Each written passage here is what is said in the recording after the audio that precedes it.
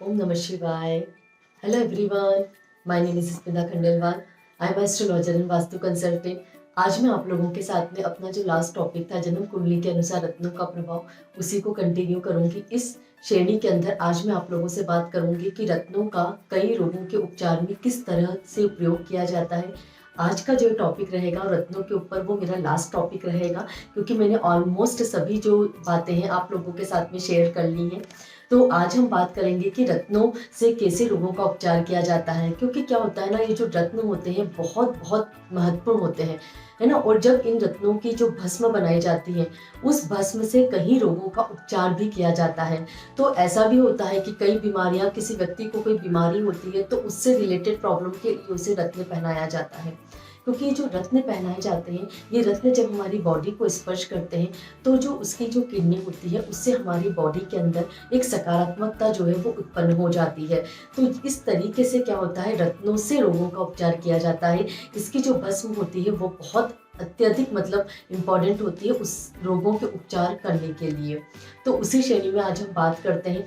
सबसे पहले हम बात करेंगे कि जो भी माणिक्य होता है उसका प्रयोग जो होता है वो किस तरीके से किस रोगों के लिए किया जाता है. देखिए, माणिक्य जो है, अगर हार्ट से रिलेटेड कोई भी प्रॉब्लम है, आंखों की जो प्रॉब्लम है, आंखों से रिलेटेड कोई भी प्रॉब्लम है, या बॉडी के अंदर किसी भी तरीके से ब्लड से रिलेटेड कोई प्रॉब्लम है, तो माणिक्य जो है वहाँ पर बहुत अधिक उपयोगी हो जाता है ना. अब हम बात करते हैं नेक्स्ट मोती की.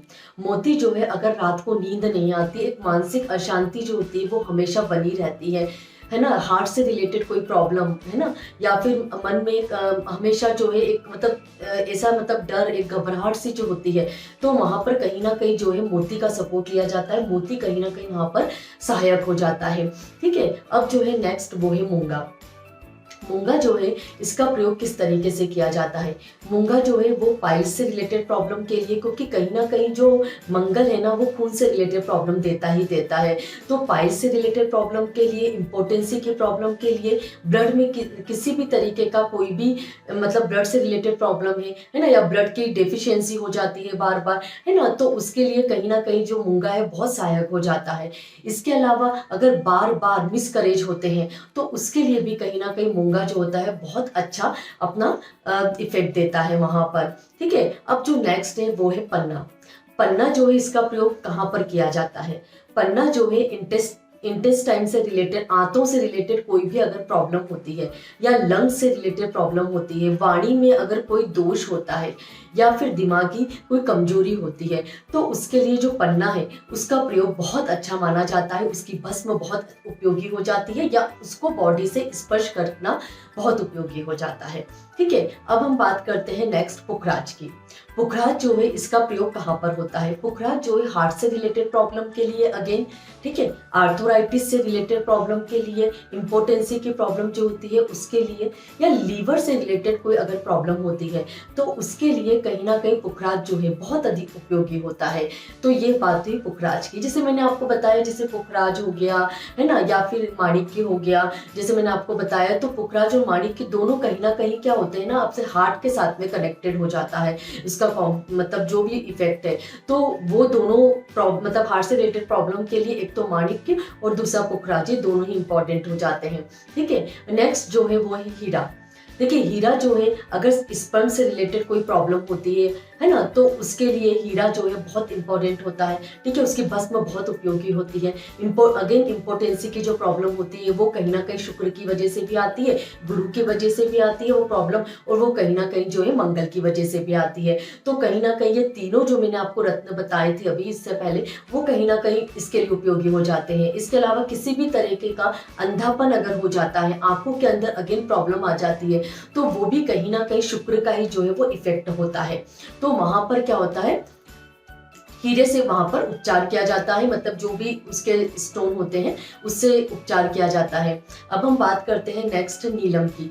नीलम का जो प्रयोग होता है वो किन रोगों के लिए किया जाता है उसको समझते हैं. मिर्गी से रिलेटेड प्रॉब्लम के लिए, पैरालिसिस की प्रॉब्लम के लिए, यदि कानों से रिलेटेड कोई प्रॉब्लम है तो उसके लिए, है ना, या स्किन से रिलेटेड जो प्रॉब्लम होती है उसके लिए, है ना, तो ये जो प्रॉब्लम है उसके लिए. इसके अलावा नर्वस जो डिसऑर्डर होता है, कहीं ना कहीं नर्व से रिलेटेड कोई भी प्रॉब्लम होती है ना, वो कहीं ना कहीं शनि से कनेक्ट होती है। जिनकी भी कुंडली में शनि खराब होता है, किसी गलत मतलब कॉम्बिनेशन में आ जाता है, तो उनको नर्व से रिलेटेड प्रॉब्लम जरूर हो जाती है। तो वहां पर ये जो नीलम है वो बहुत ज्यादा उपयोगी हो जाता है। कहीं ना कहीं शरीर पर क्या होता है, कई बार ऐसा होता है, देखने में आता है कि बालों की कमी हो जाती है, सडनली मतलब इतने बाल झड़ते हैं कि गंजापन आ जाता है। तो वो भी कहीं ना कहीं जो है वो नीलम का मतलब कहीं ना कहीं शनि का इफेक्ट होता है। तो उसके लिए नीलम जो है वो उपयोगी हो जाता है।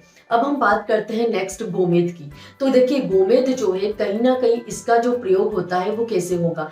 गोमेद जो है जैसे मान लीजिए कोई भी अस्थमा टाइप कोई प्रॉब्लम हो गई है ना, उसके लिए, या फिर स्किन से रिलेटेड कोई प्रॉब्लम हो गई है उसके लिए, है ना, तो ये गोमेद वहां पर जो है बहुत उपयोगी हो जाता है। ठीक है, अब हम बात करते हैं लास्ट लहसुनिया की। लहसुनिया जो केतु का होता है स्टोन, इसका प्रयोग कहाँ पर होता है, इसका किस तरीके से प्रयोग किया जाता है, किन बीमारियों के लिए। तो लहसुनिया जो है वो कैंसर से रिलेटेड प्रॉब्लम के लिए, है ना, अगेन पैरालिसिस से रिलेटेड प्रॉब्लम के लिए, मिर्गी से रिलेटेड प्रॉब्लम के लिए। हमेशा एक शक्की स्वभाव होता है, कई बार हम मतलब कई बार गलत सोच आ जाती है, बहुत शक्की टाइप का नेचर हो जाता है, तो कहीं ना कहीं उस चीज के लिए भी लहसुनिया प्रयोग में लाया जाता है ना। और अगेन यहाँ पर त्वचा से रिलेटेड, स्किन से रिलेटेड प्रॉब्लम जो होती है उसके लिए भी लहसुनिया का प्रयोग किया जाता है। तो ये जो मैंने आपको बताए हैं ना कि ये सभी जो स्टोन है, जो मैंने आपको जेम्स बताए हैं, ये कहीं ना कहीं हर बीमारी के मतलब कनेक्ट होते हैं, है ना। तो उस बीमारी के अंदर रिलीफ के लिए इसकी भस्म जो बताइए मैंने आपको कि इन रत्नों का भस्म बनाया जाता है, भस्म से फिर इनका उपचार किया जाता है या फिर इनको बॉडी से स्पर्श करवाया जाता है।